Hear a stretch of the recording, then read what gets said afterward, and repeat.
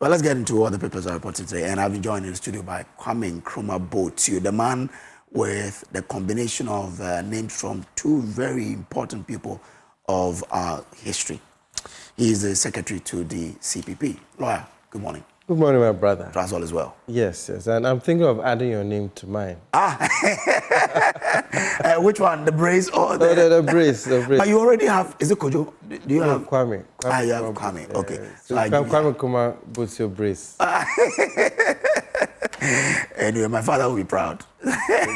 Anyway, so let's start as we do always by giving you 2 minutes to give us your reflection on issues that's probably bothering you or something. Top of my mind is a very deep statement by His Excellency John Dramani Mahama. Okay. Something that has been playing on my mind for many months now. He said that Savannah is one of the poorest countries, one of the poorest regions in the country. We must be fighting poverty, not each other. And over here, he was speaking on the Benyere conflict. And the background to add, Osajifo Dr. Kwame Nkrumah said, we have in Africa the paradox of poverty in the midst of plenty and scarcity in the midst of abundance. You know, one of the things stopping Africa from moving ahead is conflict. Sometimes the conflicts are in so many scattered little pockets that we fail to acknowledge the enormity of its impact on our development. And it's something that has really, stayed with me. I remember in university, when we had to choose the place to do our national service, I went to the Ghana Statistical Service. I did my research. And the 5 poorest regions then included my own region of Central Region. And that was the 5th poorest region. And then you had the 4th being Volta, the 3rd being North, and then you had Upper West first, Upper East second. That was a ranking as far back as the early 2000s of the poorest regions. Things have changed now. Volta is no more, according to the rankings, part of the poorest regions. Central Region too has moved out. But you have places like Benyere in the Savannah region that right from the early 2000s, this is about 25 years, and they are still in that bracket. It should tell us that poverty, conflict really hinders us, because the North, in terms of resources, is not a poor place at all. Due to the rankings I saw for the Statistical Service in the early 2000s, that was what informed me to choose Upper West first, Upper East second, Northern Region third for my national service, and then went to the Upper West then. So I believe that the indigents of Benyere and all those areas should I and the CPP is pleading with them to listen to a son of their own soil. That is the president. The president. And should also at least see the sacrifice of Osajifo and the way he loved that part of the country, where when he started the progressive free education, Ghana, he had the whole of Ghana. He could have chosen to start from his home region of the Western region, but he started from that part of it. And as his birthday comes up in about roughly 9 days, 9 days or so, let's look at the voices of these two great men, His Excellency John Dramani Mahama and Osajifo Dr. Kwame Nkrumah. And let's have peace in this country, because with peace, there will be development. And I'm not saying that if you are being cheated, you should, stand down. Of course, you should speak up, but you should speak with wisdom. There's a saying that if you see something, say something. And I would like to add that if you see something, seek wisdom, because it is not everything that you say that will bring peace. Yeah. There are times that what you say may rather inflame passions more. So I would say that listen to His Excellency, listen to Osajifo, and when you see something, seek wisdom. Seek wisdom for the betterment of this country. Because if this country rises, if there is peace, then we all stand to benefit. So this is my humble plea to the people of that part of the country regarding the Gwenyere conflicts. Okay. Let's try and smoke the peace pipe for the sake of posterity, and let's all assist in all the ways that we can. Let's cut down on the inflammatory statements on social media, wherever we are, because posterity will judge us. There are times when we hail our ancestors. There are times so that we speak of them in terms as if we wish they had done things a bit better. Recently, I was at the launching of Mr. Kwesi Pra's book on reparations, an excellent book. And during a very good review of the book by Ambassador Cabral Bleamehe, I think he mentioned that portions of the book address the role of the African in the slave trade itself. It's something we cannot overlook. So when we speak of the slave trade, we speak of reparations. Sometimes we also remember the role of our own people in fighting the slavery. I think there was a Fanti Confederacy was mentioned. Yaa Asantewaa was mentioned. Another person was mentioned, which I've forgotten. But at the same time, we had some of our own people who were complicit in that. And we do not mention them in savory terms. The same way our descendants... You remember the king of a hunter whose head was beheaded? I know you've heard that story by the Dutch. Yes, yes. It was in the fight against slavery. Exactly. For Badu Bonso II. His head was beheaded in Butray. Yes. When he was fighting the Dutch on the slavery. Yes. So we remember such people with fondness because they fought for justice. They fought for peace. So we also, in all our doings, in all our utterances, we may have gone beyond the era where we had bows and arrows. And now our weapons are the tank. We're in the information age. You can just write one statement on Facebook, X, Instagram, and it can ignite. I mean, we shouldn't forget what happened in Rwanda with the statements by some people. Someone on radio. Exactly, exactly. So let's all do our bit in bringing all these conflicts to an end, because these things have a way of spreading throughout the country. Okay, thank you very much. We've also been joined in the studio by the Dean of the Accounting in UPSA, Finance and Accounting Department, right? Faculty, okay, all right. So, Dean of the Faculty of Finance and Accounting, Prof is joining us here. Prof, thank you for joining. Professor Isaac Body. So, and then also we've been joined by the man, development analyst and member of the NDC's National Communications Team, Wanda Madilo. Wanda, I hope that you have wonders with you today. Oh, I'm so good, so good. Always wonderful things. God is faithful. Okay. All right. Let me come to you, Wanda, then I'll come to Prof. So 2 minutes reflection. Oh, I was very excited, hearing the president on varied issues of the economy, our lives, way forward and all that. And I think that this should be happening more often. In the US, they have very often interactions with the media. And so even though there's some room for speculation, but you would have known the official position of government on issues. And you cannot but to be sure that if it's coming from the president, then it's exactly what is expected and what is to be done. So I was very excited listening to the president. Those things calm nerves. It dispels misinformation or disinformation, those moves also put government in the right footing for either constructive criticism or otherwise.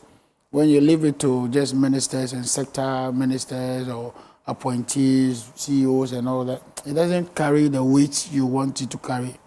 For instance, when we had the unfortunate helicopter incidents, everybody was waiting for some high-ranking government official to speak to the issue, even though we've all heard speculations, until the chief of staff came to address the media, and that settles a lot of the suspicion, the assumptions, and all the noise we heard earlier or prior to the time. And so it will be good. It's good. I think every 6 months it will be fine to set the tone. And then when there are major issues, I will expect that our president to take up the issue and speak to it himself. Not every issue. I mean, he can't be speaking to every issue, but the very major issues that I love presidents to speak to. That way you spare the citizens the rumor mongering, the speculations, the spin, the sensationalism of the media and all that. So I was very happy to hear that happen. Okay, grateful to you. Professor Body, your reflections too. Good morning to your viewers as well, my colleagues as well. Basically on what happened, statement by the president. We must commend President John Mahama for subjecting himself to open questions. At a time when leaders across the globe shy away from scrutiny, it's a show of respect. Forgive me, we'll come to attend to you so that we can bring you in. But once we wait for Prof to come in with his reflections, I have the Daily Guide, I have the Ghanaian Times as well, and on the front page of Daily Guide it says, "I'm no supreme leader," according to President Mahama. "I saw ghosts in Iyoko detention, wound to me." Heath Goldfield's workers bare teeth over unpaid wages. It comes with a photograph of Emmanuel Amakofi-Boa, the Minister for Lands and Natural Resources. Government allocates $50 million to vaccine research and production. CSOs jab Mahama over Galamsey comments. From the Ghanaian Times newspaper, 1 billion cedi allocated to end double track, according to Education Minister. Polugu multi-purpose dam project undergoing scope review. President Mahama, $3 billion annual food import bill unacceptable. Agric Minister. I love this, but can we back it with action? We'll delve into it. We'll fish you out. President warns online hate speech preachers. 2 NGOs kick against 280% water tariff hike. And from the back page, over 140 PWDs benefit from Karachi East Assembly support. Also, Mofa distribute seized Galamsey water pumps to boost farming in 9 regions. And it comes with photograph of the Minister of Agric handing over some pumps to who I believe is the OT regional minister. I see him there, and other regional ministers as well. So that's what I have on the Ghanaian Times and the Daily Guide. Wanda, what paper do you have? So I have the Ghanaian Point, right? Okay. National security crackdown on social media hate speech and falsehood. President Mahama officially kicked ball at GPL, Ghana Premier League, 2025-2026 opener. Then Japan says, "I am the only politician with the ideas to transform Ghana through MPP." Baumia proposes constituency-based budgeting model for Ghana. I comes. Why the hell? Anyway, no problem. Go on. I comes. ASSF renovates and hand over a washroom facility to Ayawaso Basic School. Beautiful. I'm excited to see corporate social responsibility, interventions from corporate Ghana. that is laudable. Okay, all right. Let me come to you, lawyer. Yes, I have here the overseer, and it says Ghana's economy grows 6.3% in the second quarter of 2025, marking highest second quarter growth since 2019. We have education must drive Ghana's economic transformation, Educhum. We have Maslock retrieves 3 government vehicles from Chairman Wontumi. Government to allocate 1 billion cedis to phase out double track system. We have stakeholders commit to green technology for sustainable mining. We have Mahama's positive CD forecast encouraging for economy, Professor Boa Boating.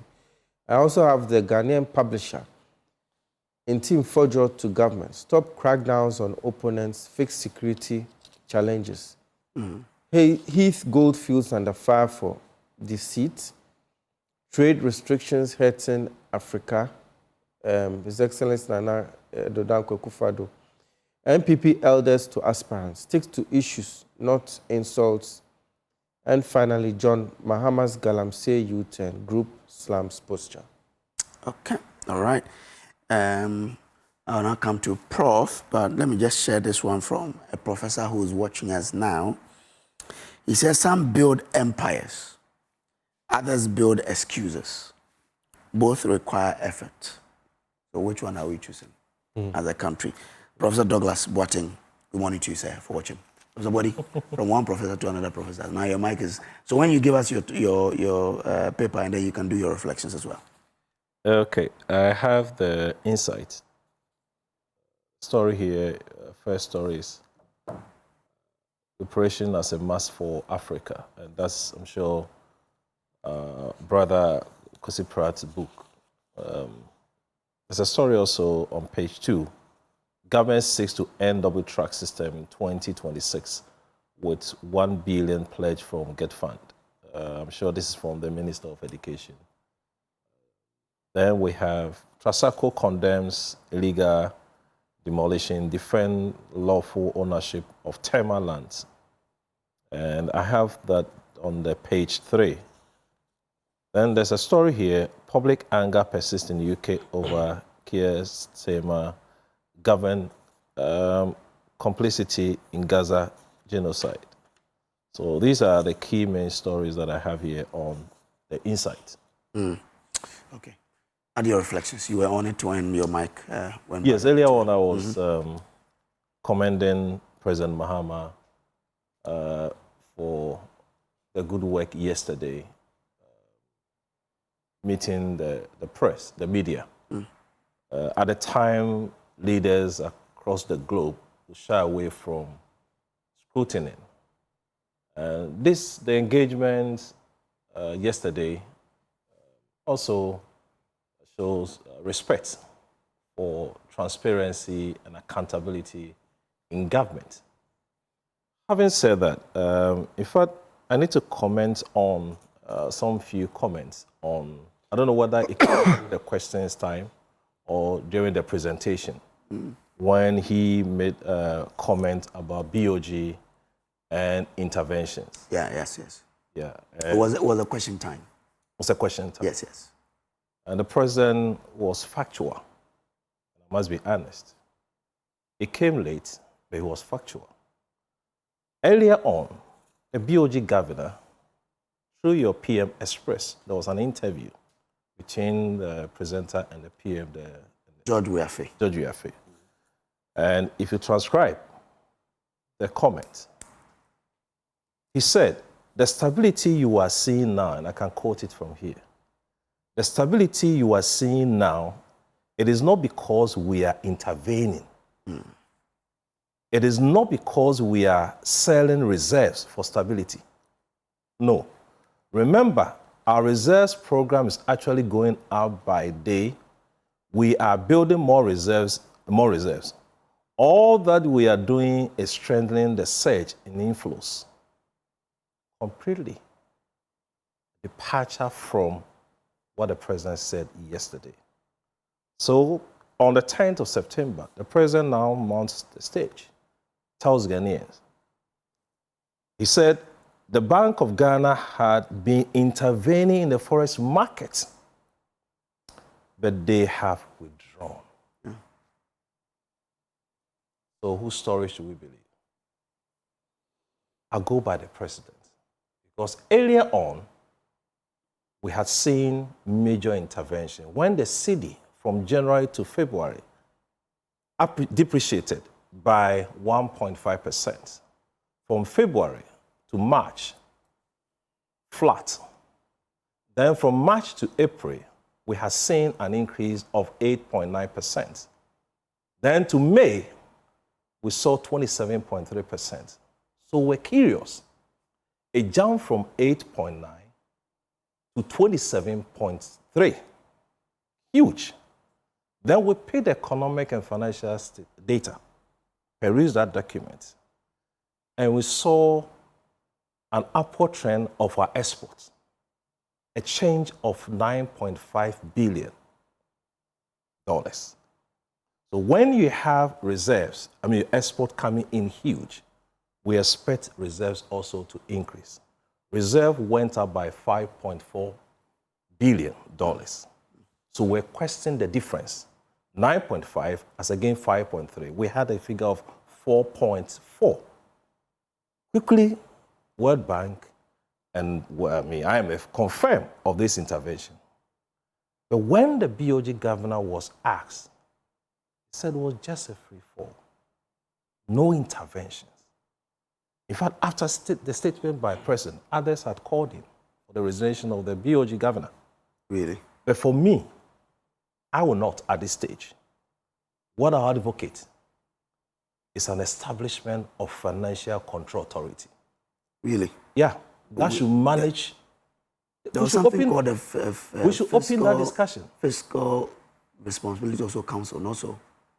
In fact, it is time for us to have a conversation. A body that should be able to regulate even our financial system. We know that we have some independence. The BOG is independent, SEC independent, MPRA independent, NIC independent. It is time for us to have a conversation, to have an authority to regulate the bodies. Other than that, we keep having issues. But you know, currencies thrive on confidence. And confidence is built on issues like this. Because once the president speaks, we are settled. But before the submission, we've seen a lot, or we heard a lot of issues on this whole currency debate. And I'm sure this time. And I've said that the currency cannot have two birth certificates. One is signed by reforms, and one also signed by interventions. Whose report should we believe? But I'm sure it's settled the scores. When the president speaks, we assume that, we should bring finality to this. That yes, BOG intervened. But you see, it should not come at a cost to the market. And that's what I saw, and I'm sure we must not wait too long to tell the truth. And I'm sure the BOG governor listened yesterday, and I'm wondering, it's pushed after the statement by them. Okay, all right. Thank you very much. Let's get into what the papers are reporting this morning. But just before we get into that, but before you want to react to what Prof said? I want to speak to Prof. It's known, straight knowledge that in the third quarter of every year, our demand for imports goes high. Festive seasons, people are doing all kinds of import to stock their shops and all that. So naturally, government would want to look at that. Number two, within this period, government has been engaged in trying to stabilize the power sector. Many of the things that are interventions in that area will require hard-earned forex. And so government will want to intervene.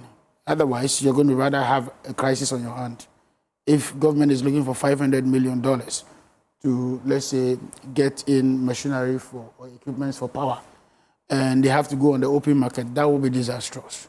So naturally, within this period, there's need for hard-earned forex. That's one. Coupled with government's own interventions around this time, the power, Ghana gas issues, phase 2, then you're talking about even our payments, our maturing debts that was paid just 2 or 3 months ago, 1 month ago, 9 billion. These were not paid only locally. These were to be paid. Some of them were external debts to be honored. And so let's put it in context. It is not as though government, like what you do, where overnight you just pushing dollar into the system without controls. Some of these interventions were actually because Bank of Ghana decided to help some of these importers, the large volume ones, directly. Maybe that is what is culminating in this. But it's not as though government went reckless and decided to just put dollar in the system so that you stabilize them. But is it the IMF? The IMF. I'm coming. I think we have to but the IMF marry itself, it. The IMF itself, even it was the IMF came out warning that the BOG should take it. So we're talking about volumes. Intervening. Yeah, so we're talking about volumes. It's the volume that matters. It is not just the intervention. Of course, the market will definitely intervene at a certain point in time rather than crashing it. But the volume is what is required. So I'm not seeing as I don't want us to go on and on over this issue because it's neither here nor there at a certain point. But it's required that some prudence is added or, what to bear on this. When the Akufo-Addo government did it, you spoke against it. Volume, I'm saying volumes. I'm talking about volumes. What volume? So the quantity you put into the system, for instance, if I decide tomorrow morning that as Bank of Ghana, I'm going to drop in $2 billion into the system, immediately the dollar would go very low. Yeah. That's artificial. But if I help, let's say, the BDCs who are doing import, I auction dollars to them, and I help them in that regard. It's still interventions. Because I would have been giving it to them at a cheaper rate than they would have gotten in the open market or in the individual banks. So these are the dynamics I'm talking about that we need to find a balance of how we intervene. Under the IMF program, how much was government supposed to pump? We're supposed to pump around 400, right? $100 million. Right? Let's make progress. Under the IMF program. But we're coming from. Let's make progress. You are going to the next Prof, that's his field. Prof wants to make progress. 400,000. Okay, Prof. Let him make progress. Oh no, that's his field. Let him help us. Okay, Prof, make progress. No wonder is my good friend. Now he's moderating there. The functions of BOG. First is to ensure monetary policy controls, stabilization of forex exchange, build reserves, ensures liquidity. These are major core functions. And I must say, they have right to intervene.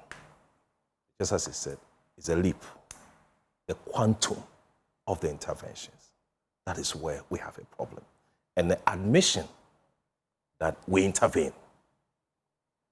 When you have your exchange rate appreciating, first from a flat 0 all the way to 8.9 to 27.3, should you not call for questions? Yes. That was where we had an issue.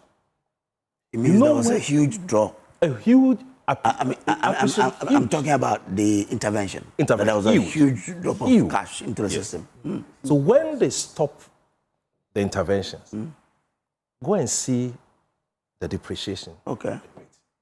It has depreciated for about 4 times, I guessed. Cumulatively, clearly, it tells you. Cumulatively, CD appreciated about 27%. No, I'm talking about the depreciation at the 4 times. The 4 times? Yeah. So from 27.3, it dropped to 0.3. Now, 1.8, and I'm sure 8.9 or so percent. If you go and pick the data, you will get it. Our issue is that it is about consistency in terms of statement. If you're intervening, admit. On what reason are you intervening? I'm sure the strategy of this administration for the first year, 6 months, was to hold the city, stabilize it. So let's do whatever we can do, or we could do, to stabilize it. That was the strategy, because other factors probably will hinge on that. That was the strategy. Then my issue is that the exchange market thrives on confidence and consistency. So when a body declines, I'm not intervening. It took World Bank, IRPP, and then IMF to say, no, we've seen an intervention. The governor denied. Now the president mounts the stage and tells the entire country, yes, we intervene, but we have withdrawn.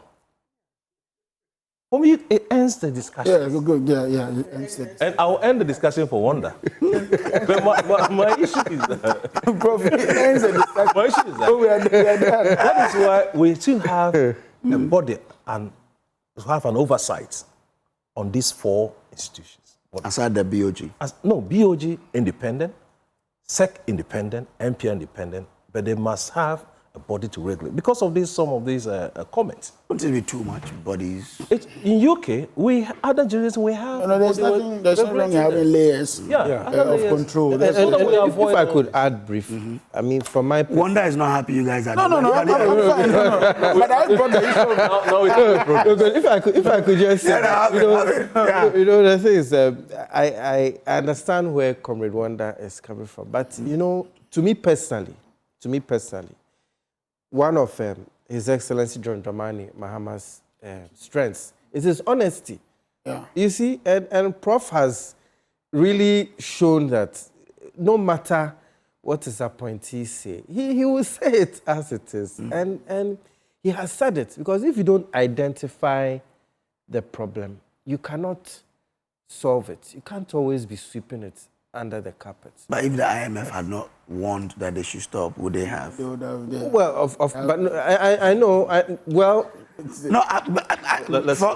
For me, the IMF did not at the time when the city was appreciating, it was good for me, because for some of us, you were able to do certain businesses at a cheaper rate. So if you want to intervene, keep intervening. You like it. Prof won't like it. Prof won't like it. Okay, Prof. Let's make progress. Prof has proposed. Prof, what will be the long-term effect of they continuously intervening? Because when they intervened, it helped Ghanaians to do business at a cheaper cost. So what will be the long-term effect if they continue intervening? If it will give us relief, why should they stop intervening? There are 2 sides. When the rates are dropping, others will enjoy, others will not be happy.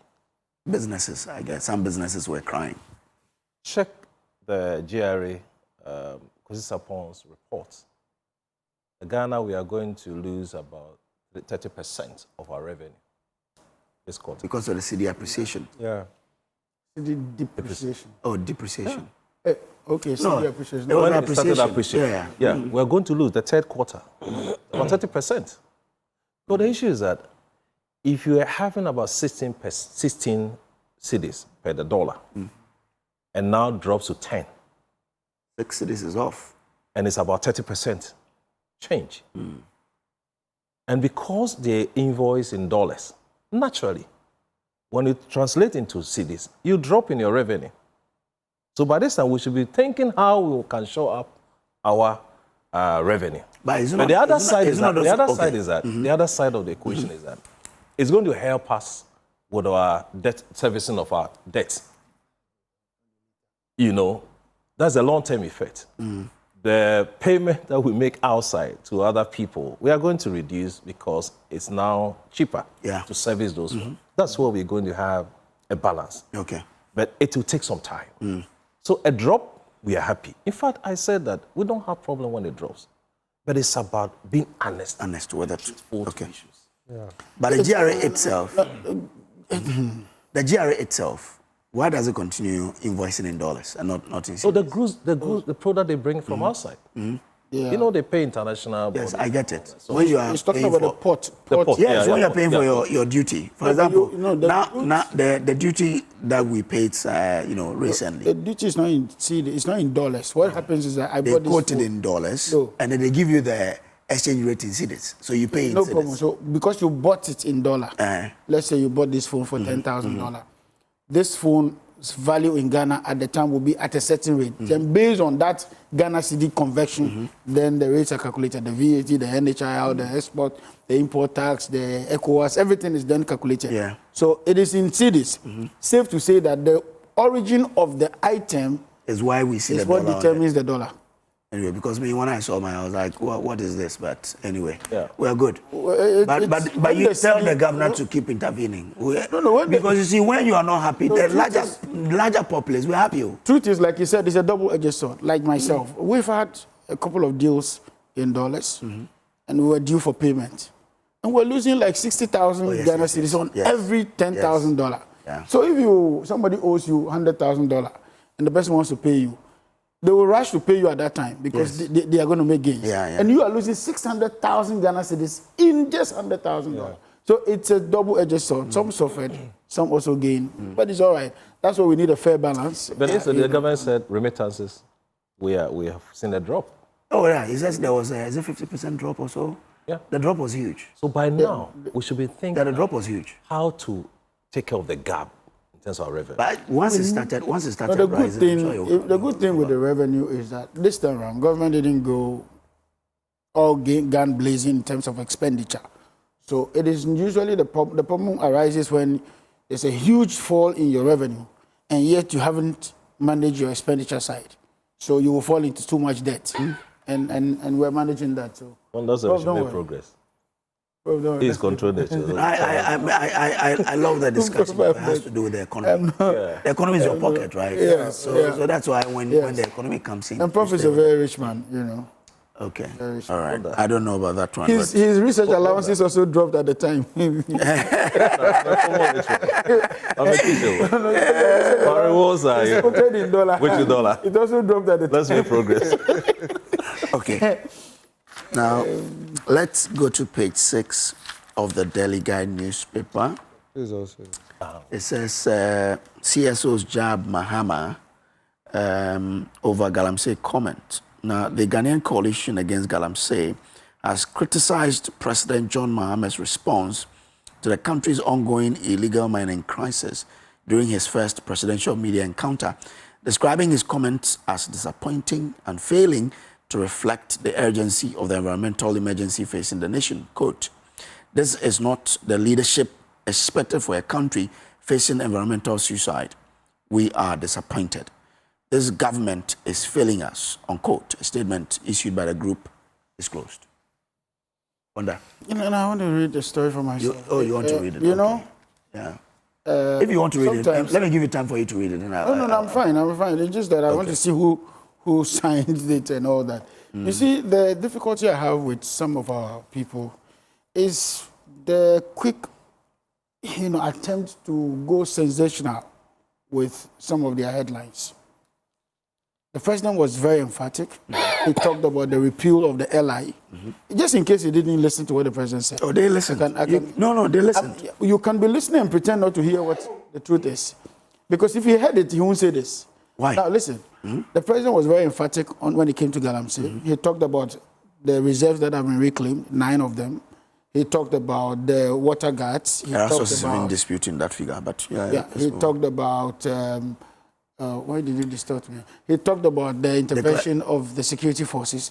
Then he talked about the repeal of the LI. and then that the will be declaration done. of emergency. Then he talked about the declaration of Of the state emergency. of On the emergency issue, the president was very emphatic that in order to declare emergency, you would have to go to Parliament, 1, in order to do that. Number 2, when you declare a state of emergency, economic issues are affected. The livelihoods of the people there are affected. Security will have to be enforced. And it costs the nation even more to do some of those things. Okay. So what do? Instead of rushing, and he stated categorically that option is the last option in terms of managing a crisis where you declare a state of emergency. It's like saying that foodstuffs in that region can't move farmers in that region can't work. It's saying that transport in that place is grounded. State of emergency is grounding an area, and there are human beings in that area who depend on their daily lives to live or to survive. And therefore, that is not the solution immediately. Until we got there, it's not the solution. We've even had some civil unrest in some parts of this country. We didn't declare state of emergency. And you're talking about an activity that is being performed by a select few, hungry few, a select, what's the name? Not the word hungry, the greedy few who are involved in the Galamsey. The president went on further to say that the issue of polluting of our water bodies is not only the burden or the challenge being posed by galamseyers or illegal miners. But wonder, and that, let me ask you a question. Since when did you come to the realization that declaring of a state of emergency would affect several things and therefore should be the last resort? When you say since when, this is just coming up. Because I mean, this request is just a recent thing. The earlier request was to repeal the LI. No, and this is just coming up. Run up to the 2024 election. Yes. Your party was so strong on a declaration of emergency, a state of emergency. Yes, I agree. I agree. And from December to now, what has changed within 8-9 months that you are saying that now you have to do things differently because you have to go to parliament, it affects the economy of the area, and what have you. That you didn't know all of this in December? You're also now interpreting what the president said. No, I'm not interpreting. I'm only asking a question. In what you said. I'm saying that. I am saying that. We have been in government for the past 8 months, 9 months, bounds to say. The realities of the issues is obvious for all of us, not only President Mahama. We all see what is happening. Now, Galamsey, we have all said that it's a national security crisis. We've lost lives in this country. I remember the very first life we lost was Major Mahama, if you remember. It was a Galamsey issue, right? This wasn't even the first life. We've lost, some policemen fell into Galamsey pits. I'm talking about the high-profile ones that we hear all over. Majorly was Major Mahama. Then we've even had a recent crisis of our dear brothers who lost their lives and all that. So there are major issues that have happened over the period. However, where the president sits right now, he understands that we have to repeal the LI, and he promised that that will be done.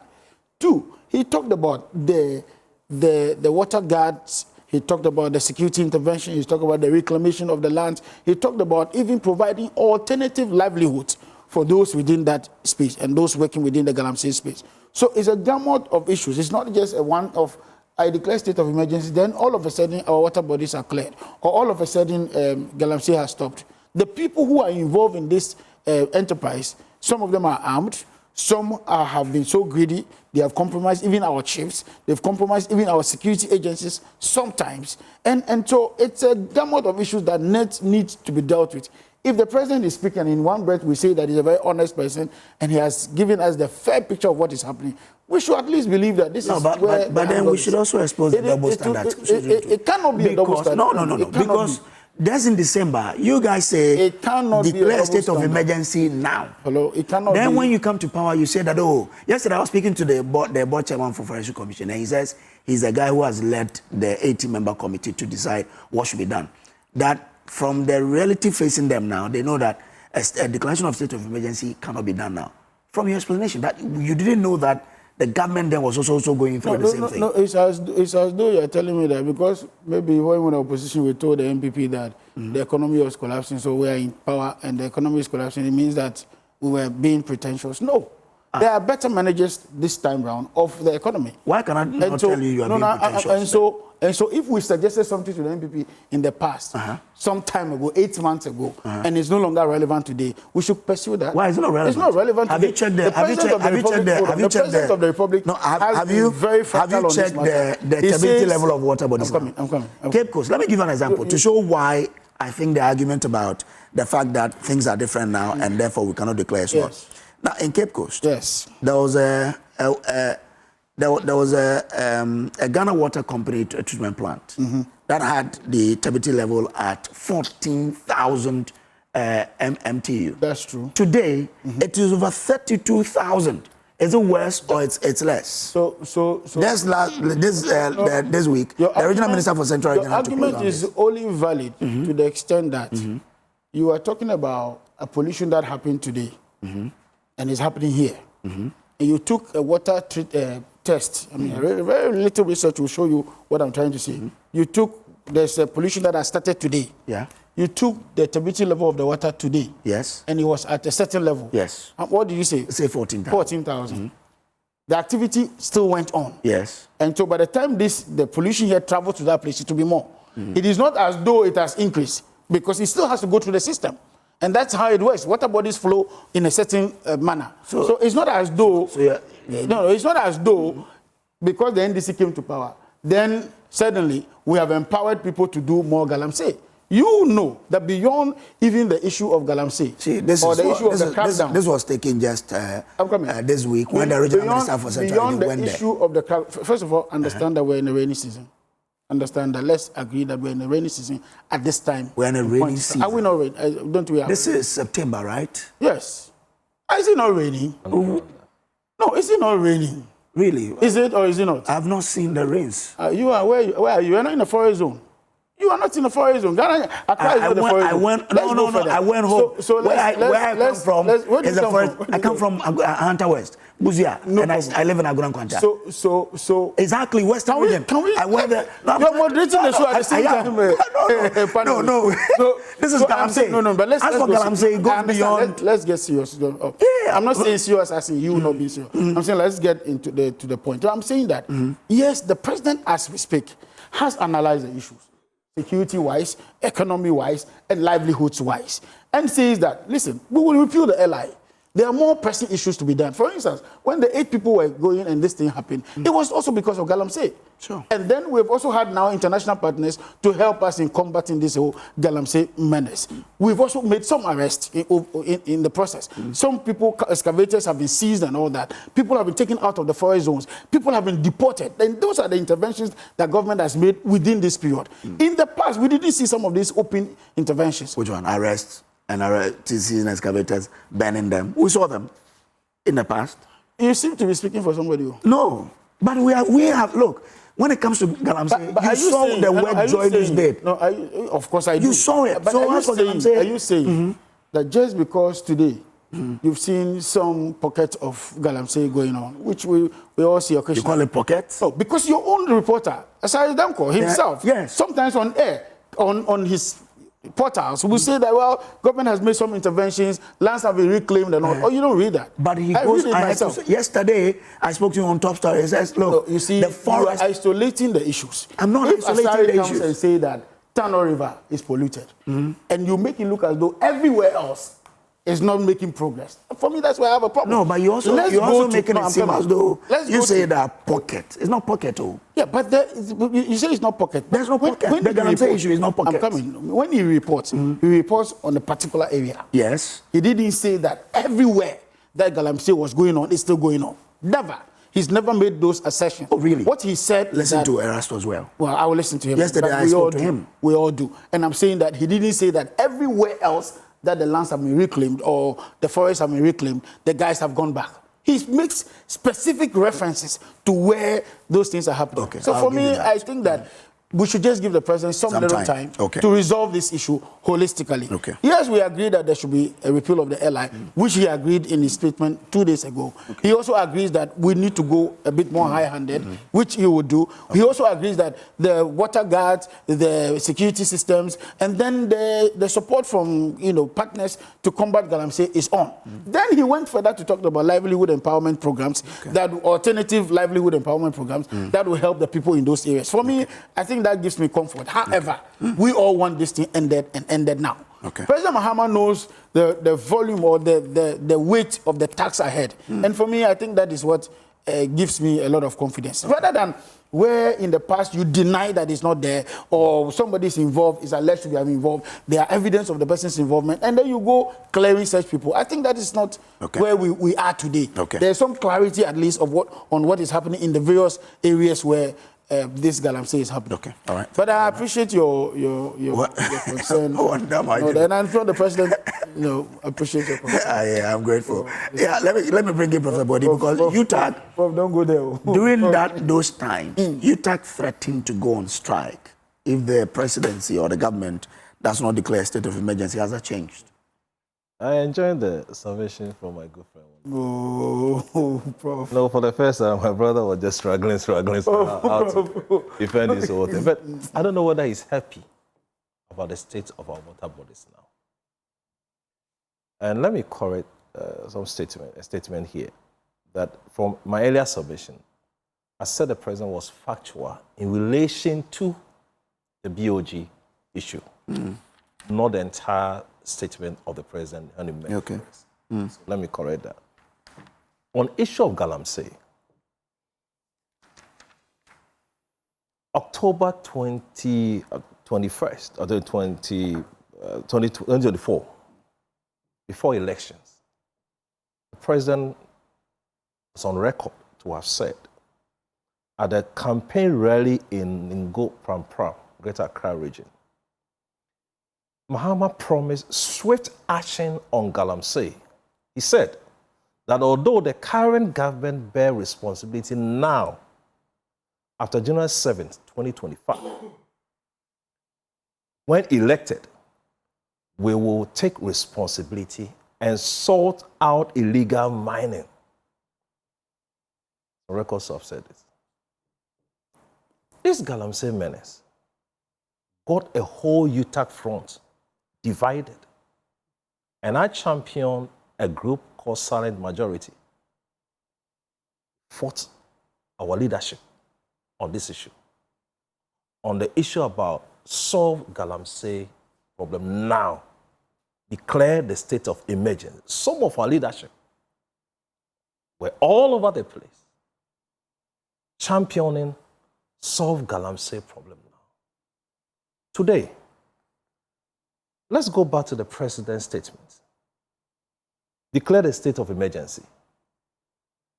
I have been reluctant to implement state of emergency in the Galamsey fight because we have not exhausted the powers we even have without a state of emergency. The President said. Now we know when we benefit from some statement from other people, now we tell us, we are told, we have not exhausted, and that was our position then, a silent majority. Then let's exhaust all the available processes first, before we could do that, because now if you declare this state of emergency, I think in Ghana, it's only Accra and Volta region that we don't do mining. I stand for correction. Apart from that, the rest of the country, we do Galamsey. So if you want to declare state, it means that you want to halt every operations in all the other jurisdictions. That will be another challenge. So if you have any other means of solving the problem, let's have. Because it's in the canker. We are being choked. Lives are lost. The reason I will not,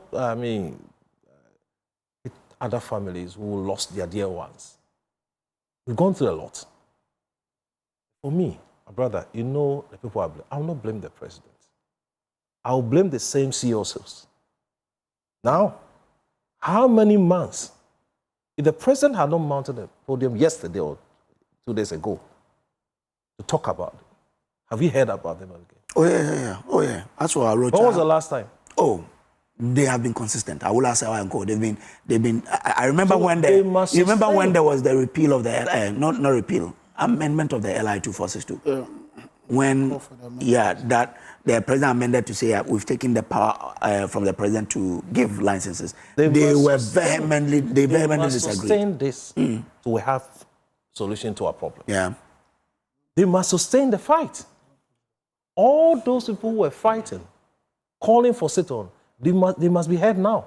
This is a time when we have a whole ministers losing their lives. This is a time we must fight, sustain this fight. You know, so I will blame. I will not. The president, yes, made a comment. Now we know that we can't declare state of emergency. Previously, we're championing this. You see, it gets to a point that we don't know whether we should trust the politicians again.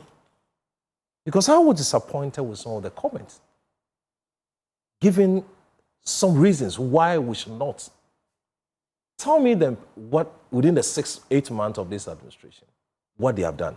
Name them. Repeal of LI. It should take how many months? It goes through process, I understand. You set up water bodyguards. Can you give me an account of things they have done since they were ushered into office? I don't know whether the host, you can help us.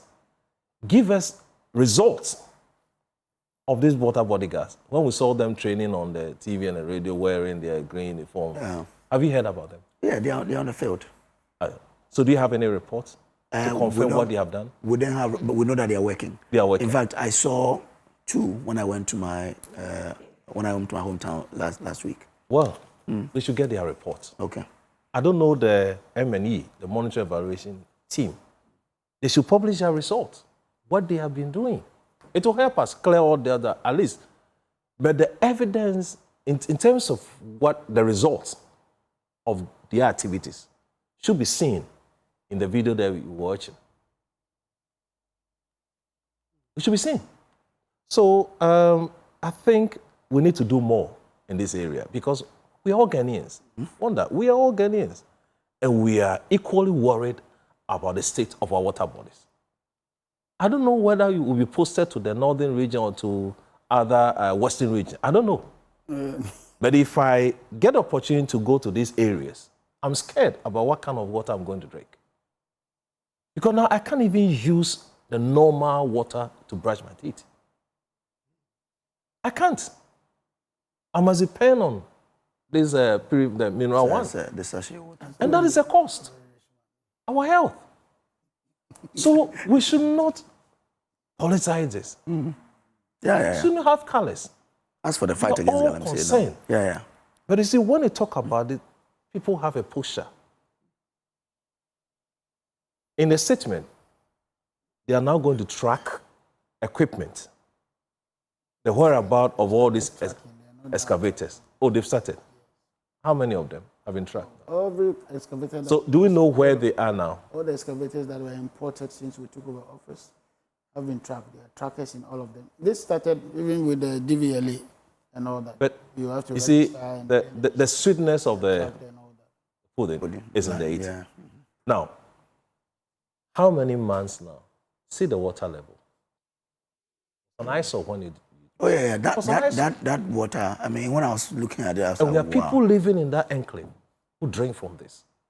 Others will not be rich to get by sachet water or mineral. It means that they are going to die. I like that point. You know, we will not be rich. I am just a common teacher, exalted teacher. I may not have the money to buy some of these things, but the point is, look at the water body. Wonder, you have money, so you drink for. But the day that you be posted those regions, what happens to your family? Prof.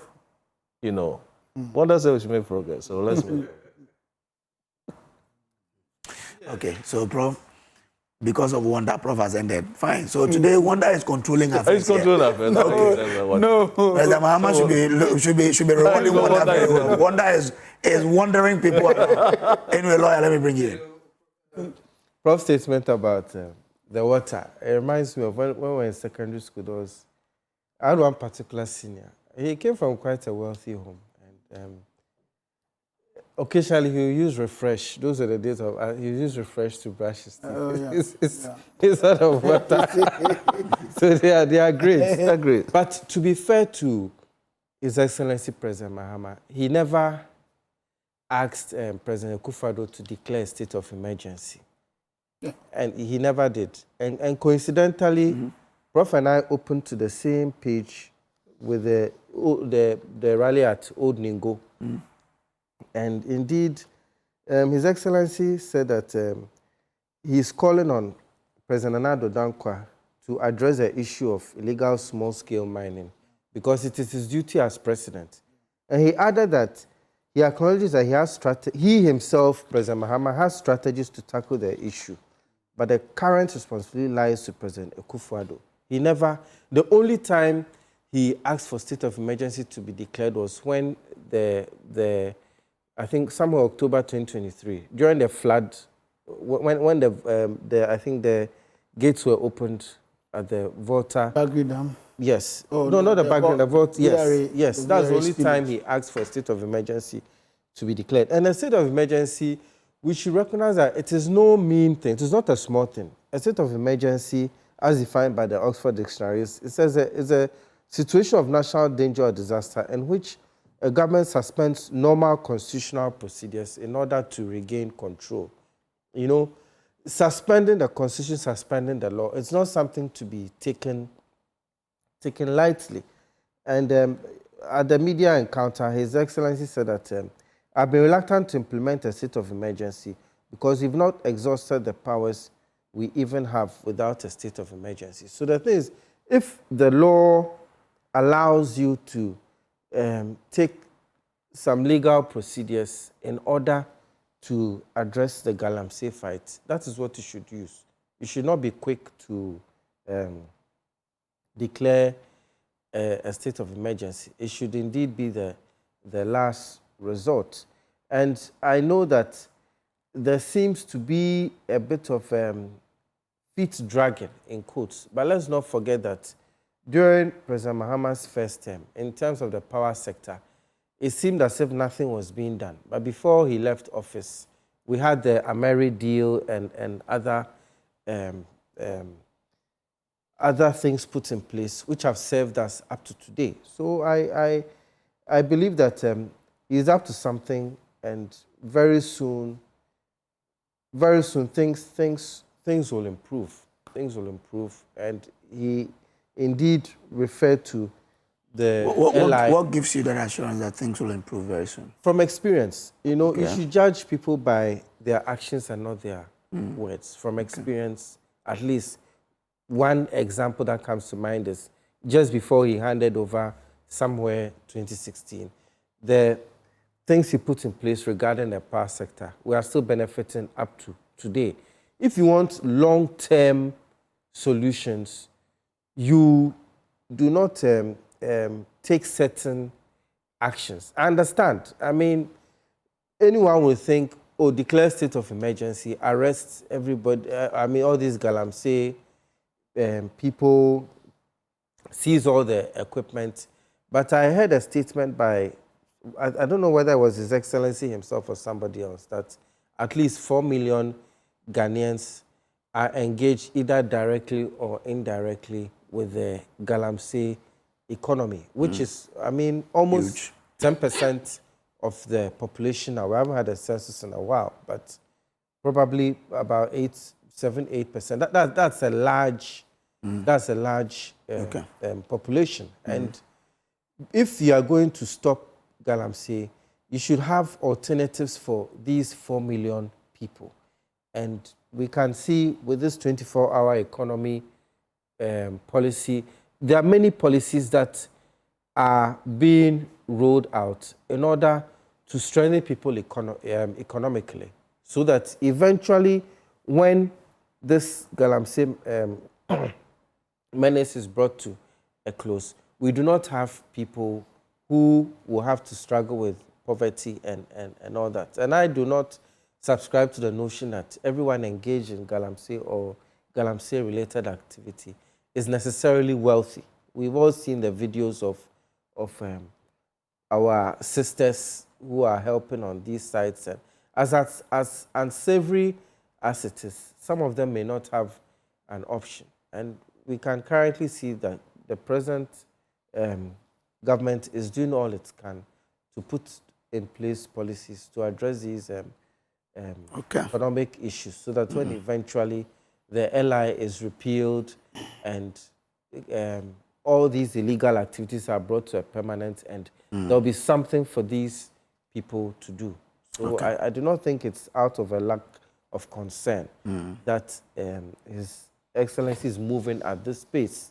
I think he's just digging a deep foundation so that eventually, when a structure is built to take care of this illegal menace, it will be a structure that will ensure that it never arises again. If you take temporary, quick measures, there's a likelihood that it can come up again. Okay, all right. Doc, you want to say something? Suggest that looking at all these debates, the inconsistencies, Today we don't have the trade unions, these organizations telling us what we should do. Don't you think it should open another discussion that certain sectors or issues should not be politicized? Oh, yeah. One in terms of our securities. We should not politicize our security issues. Education, health, exchange rate issue we are talking about, energy issues. Because then we are not seeing the major impacts. Look, today is a different story. Another is a different story. The inconsistencies are becoming too much. No, okay, let me take both of you, all of you, to an area where you all would love. Now, Ghana spends over $3 billion annually on imported food, raising concerns over the growing reliance on food imports in the country. The Minister of Food and Agriculture, Mr. Eric Opoku, has announced. According to him, the growing dependence on imported food was a challenge while local production remained underdeveloped, despite having abundant agricultural resources. Speaking at a Sustainable Food System Summit yesterday in Accra, Mr. Opoku described the situation as a paradox, pointing out that although Ghana has fertile land, water resources, and a large youth population, it continues to struggle with food self-sufficiency. Quote, "We are unable to feed ourselves.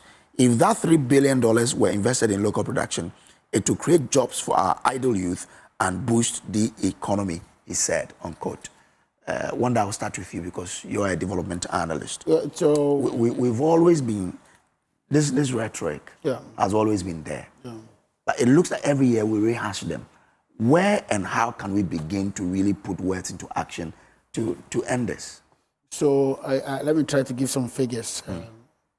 Minerals, oils, distillation products, we spend about 5.2 billion. Machinery, nuclear reactor, those, whatever, we spend 1.5 billion. Then vehicles, 1.2 billion. Plastics, articles, and whatever. So if you put all together, it's actually billion. This is just for food. And this is why sometimes our inflation is a problem.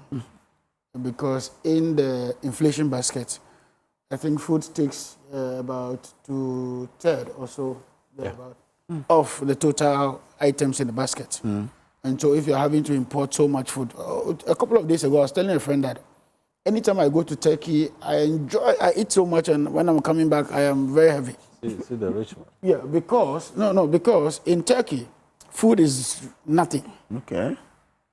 All these fruit juices you find, all these fruits you find around, food is cheap. In fact, you go to even their restaurant, DNR in East Legon. I think it's one of the cheapest restaurants around.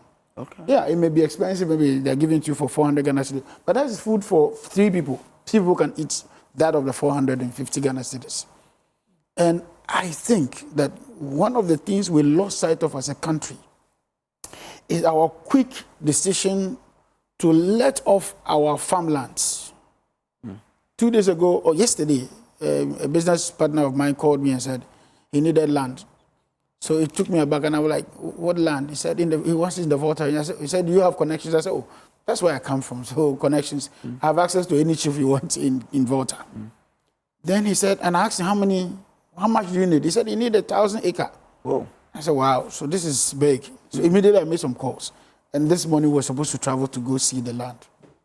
Now, I was so happy to leave whatever I'm doing. I mean, you won't get me on the Friday to travel. You won't get me. That's me.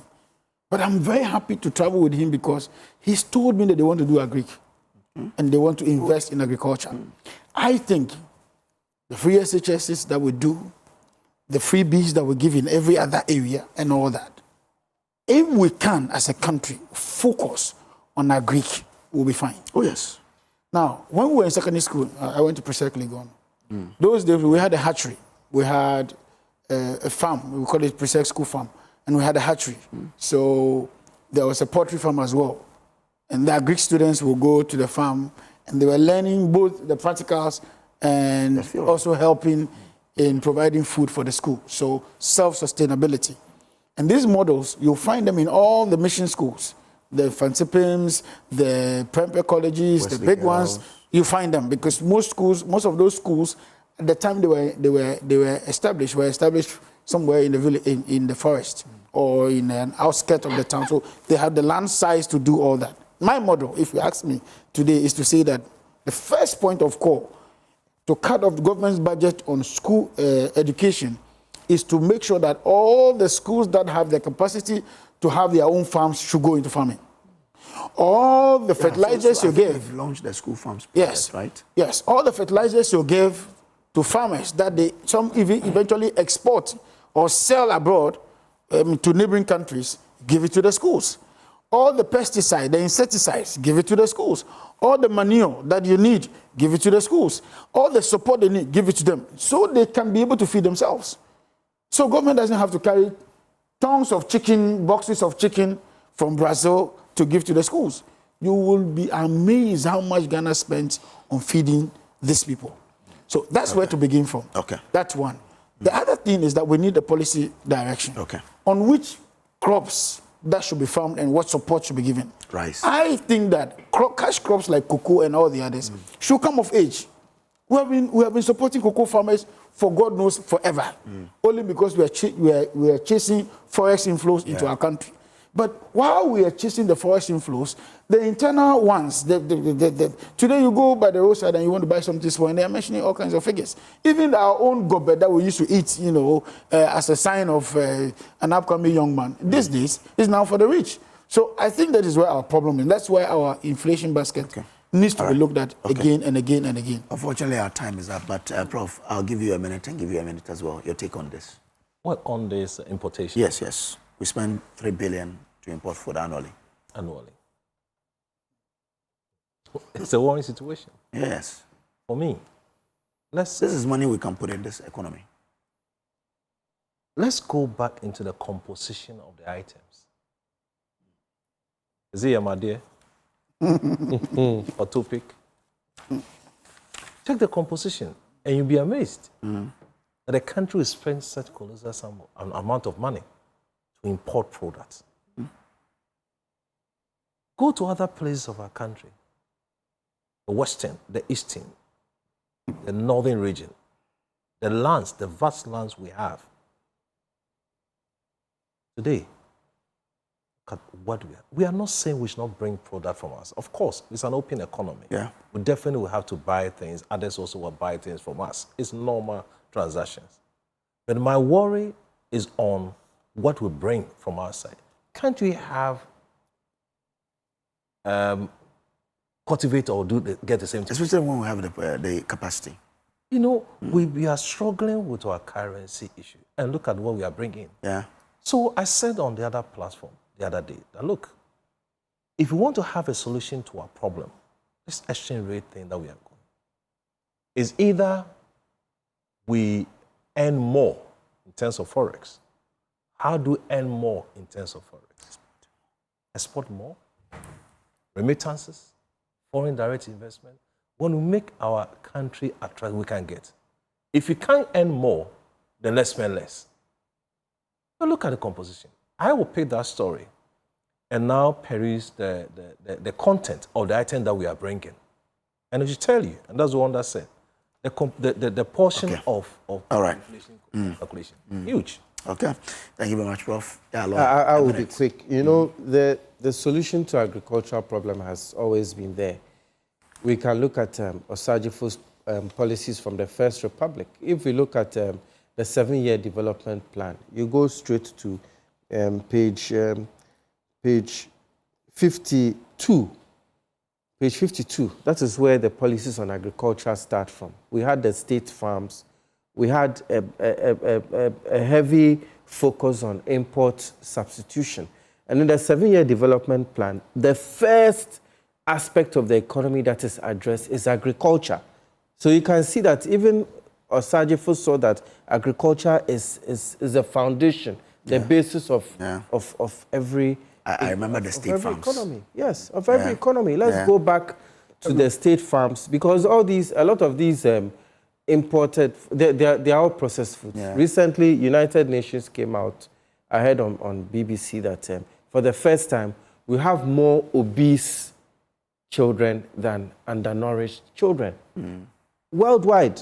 Obesity is on the increase because hardly anybody is eating healthy food. There's a lot of processed foods. Meanwhile, we have the land, we have the ability to produce a healthy food from here and even export it. So President John Mahama's father was in Osagyefo cabinet. President John Mahama himself, I know that he's aware of all these policies. And yes, and he's a farmer too. And so we should look at all these all these policies. Thank Go you back very to much. Very majorly. Government must begin to start developing land banks for agriculture. I get it, yes. Thank you very much.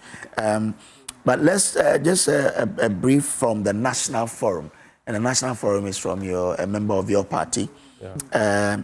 It says, Mahama and Poaman questioned. CJ's council cries foul. Stop mining lease renewals. IEA and National Security at Work. TNF Research Desk report. And that is on the front page of the National Forum this morning. That's it there. But let me conclude with this message from Manche Bruce. The second says, Kojo, since when has the NDC realized that the declaration of a state of emergency was not a necessity in the fight against Galamsey? Did they not call on President Akufo-Addo to do same 2 weeks into the 2024 election? John Mahama and the NDC are struggling with the Galamsey menace because ahead of the 2024 elections, they had a different posture in public, while they clandestinely promised the Galamsey operatives. This frustrated the effort of the Akufo-Addo-led government at the time. Today, the menace is far worse than they met it. River Ayensu is now gone. The turbidity levels of water at our water treatment plant are so high and dangerous. Mr. President, crack the damn whip. Amazing convictions. Manche Bruce the second brought this one in from Takoradi. Well, my guest for today, Kwame Nkrumah Botio, is General Secretary of the CPP. Professor Isaac Bodi is Dean, Accounting and Finance Faculty of the UPSA, and Wanda Demadilo is a Development Analyst, member of the NDC's communications team. Well, we'll wrap with this. For years, residents of Madina Estate have endured the foul stench from a drain that became a breeding ground for diseases. Now, relief has come their way as Keeper's House Chapel International has constructed a storm drain to tackle the problem. Head Pastor Reverend Francis Obeng says the initiative is a show of love to the community and a step towards safeguarding their health. Many residents say they finally feel heard after years of living with the discomfort and risk. Watch this.